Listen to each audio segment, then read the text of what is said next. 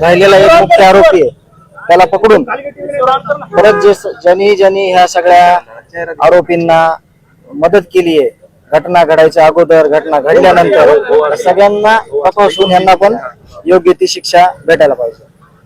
दोन आरोपी पकडले काही समाधान वाटतं मनाला. मी सकाळी सांगितलं होतं सकाळी ज्यावेळेस मी घरून निघलो की योग्य तपास चालू आहे आणि लवकरच जे गुन्हेगार आहेत ते जेरबंद होतील आणि तसंच झालं. आम्ही अर्ध्या वाटत होतो आम्हाला माहिती समजली की दोन आरोपी मुख्य आरोपी ताब्यात घेतलेत आणि ते राहिलेला एक आहे तो पण नक्कीच लवकरात लवकर ताब्यात येईल आणि मग त्याच्यानंतरच पुढचं जे पाऊल आहे आपलं म्हणजे आपल्याला जे सांगायचं आपल्याला प्रशासनाला पोलीस यंत्रणेला सीआयडी ऑफिसरला की पुढचं माझी जी विनंती करणार आहे मी तर ते त्यावेळेस मी सांगेन. गुलशन घुले हा खंडणीपासून अपहरण आणि हत्या या तिन्ही गुन्ह्यांमध्ये आहे. तो प्रमुख आरोपी वाटतो का आणखी कुणी दुसरा? ह्याच्यात आता तो जो एक आरोपी राहिलाय तो ज्यावेळेस ताब्यात येईल त्यावेळेस मग ह्या सर्वांची कसून चौकशी करण्यात येईल आणि जे हे खंडणी असेल किंवा हत्या असेल ह्याच्यात एकतर गोष्ट आपल्याला स्पष्ट झाली की ही संघटित गुन्हेगारी जरी हे 6-7 लोक मुख्य आरोपी असले तर ह्याच्या मागे हे खूप मोठं म्हणण्यापेक्षा आता आपल्याला तपासातलं कळणार आहे पण हे बऱ्याच लोकांची ह्या लोकांना गुन्हेगारी जे करता येते तर ह्या गुन्हेगारीमध्ये ह्यांची म्हणजे साथ भेटलेली ह्यांना अभय भेटलेलं आहे त्यांचं म्हणून त्यांनी हे इतकी क्रूर कृत्य केलेलं आहे. तर तो आरोपी जो आहे एक राहिलेला तो ताब्यात आल्यानंतर पुढील चौकशी हे चांगल्या पद्धतीने करतील. मुक्का लावायला एक आरोपीला 100% मागणी आहे आणि मुख्यमंत्री साहेबांना सभागृहात अधिवेशनात सांगितलेलं आहे तसं की ह्या सगळ्यांवर मोक्का लावण्यात येईल आणि लावलाच पाहिजे. प्रमुख मागणी आहे ती सुद्धा. धनुभाऊ आणखी एक आरोपी पकडलाय त्याचं नाव आणखी डिस्क्लोज नाही झालेलं आहे ज्यांनी संतोष अण्णा कुठे गेले कुठून आले त्याची माहिती आरोपींना देत होता आणि पळून जाण्यास सुद्धा मदत केलेली आहे. आरोपी आणखी वाढतील? हा 100% वाढतील आणि मी जे सुरुवातीला सांगितलेलं आहे ह्याच्यामध्ये कुठल्या जातीपातीचा विषय नाही ह्याच्यात कुठल्या धर्माचा विषय नाही ह्याच्यात कुठल्या विशिष्ट एखाद्या प्रजातीचा विषय नाही.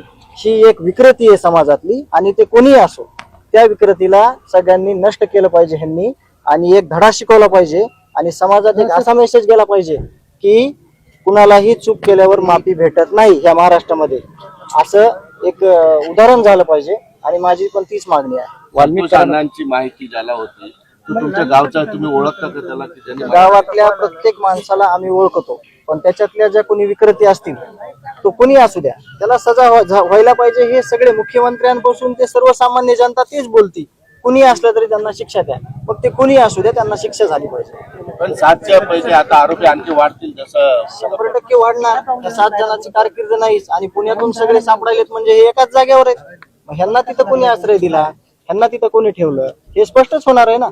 आता हे मुख्य आरोपी सगळे गोळा केल्यानंतर आपल्याला पुढील तपास करणारच आहेत त्याच्यात सगळ्या गोष्टी करणार आहेत आपल्याला. वाल्मिक कराड बद्दल एक अपडेट समोर येते की निवडणुकीपूर्वी पैसे देऊन त्यांनी संरक्षण घेतलं होतं आणि असं सहज संरक्षण कुणालाही दिलं जातं आणि ते तो यंत्रणेचा प्रशासनाचा विषय आहे त्याची त्यांनी स्पेशल चौकशी करून जे कोणी त्याच्यामध्ये ज्यांनी कोणी संरक्षण दिलेलं आहे आणि कुठल्या आधारे दिलं आहे त्याचं स्पष्टीकरण त्यांनी दिलं पाहिजे म्हणजे समाजाला पण कळेल की संरक्षण नेमकं सरकार कोणाला देऊ शकते सर्वसामान्य लोकांना पण ती गोष्ट कळेल. काल तुम्ही पोलीस अधिकाऱ्यांना आक्षेप घेतले होते काय नंतर एसआयटी असेल सीआयडी असेल ना आता एसआयटी याच्यानंतर इतके आरोपी आता आरोपी अटक होत आहेत त्याच्यातही एक अजून आरोपी इतके दिवस का लागतात असं वाटतं? हे सराईत गुन्हेगार आहेत हे साधे गुन्हेगार नाहीत. हे सगळ्या महाराष्ट्राला लपून 20-25 दिवस राहतात म्हणजे हे सर्वसामान्य माणसं नाहीत.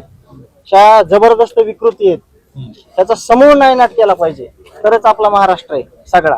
म्हणजे एकट्या माझा भाऊ माझ्या कुटुंबातला आधार गावचा आधार आणि म्हणजे सगळ्यांचे जे आदर्श होता त्याला न्याय मिळणार नाही त्याच्याशिवाय.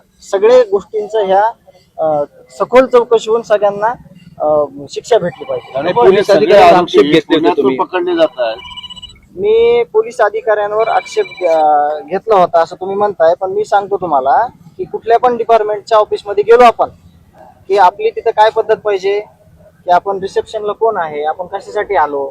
मी माझ्या भावाची एवढी मोठी हत्या झाली तरी मी त्या पद्धतीनं मध्ये गेलो. अगोदर मॅडमला फोन लावून मध्ये विचारलं त्यांनी की तुम्हाला कुणाकडे जायचंय. मी सांगितलं सीआयडीच्या ऑफिसकडे जाय. त्यांनी फोन लावला कन्फर्मेशन झाल्यावर मी तिथं गेलो. आणि जर एखादा व्यक्ती येत असेल तिथं आणि डायरेक्ट मी CID कडे आलोय म्हणून घुसत असेल तर त्यावर माझा आक्षेप होता आणि मग तिथं मी लेखी स्वरूपात दिलेला होता. धनुभाऊ, सगळे आरोपी हे पुण्यातच आहेत आणि इतक्या दिवस अख्ख्या देशभर CID असेल SIT फिरते. काय कारण दिसतंय तुम्हाला की हे सगळे आरोपी पुण्यात आहेत? ह्याचं कारण एकच आहे, हे सगळे एका जागेवर आहेत. म्हणजे हे सगळे म्हणजे कुणीतरी जे ठेवलेलं आहे तिथं जिम्मेदारीने ठेवलं असेल ना त्याने त्यांना एका जागेवर सेफ्टी, त्याचा तपास लवकरच होईल. आणि कोण असणार आहे ते तपासातून कळून जाईल. आपण कसं सांगणार आता, आपण कोणाचं नाव घेणार? तपासात 100% त्यांना माहिती असेल, ते अधिकारी जे आहेत सगळे ते स्पष्टीकरण देतील त्याचं. आरोपी अटक व्हायला जितके दिवस लागत आहेत तपास निष्पक्ष होईल असं वाटतं का? तपास निष्पक्ष व्हायलाच पाहिजे आणि आम्ही त्याच्याशिवाय मागे हटणार नाही. माझ्या भावाला, माझ्या कुटुंब प्रमुखाला न्याय मिळालाच पाहिजे आणि आमची स्पेशल मागणी आहे तशी आम्ही 1-2 दिवसात मांडणार आहोत.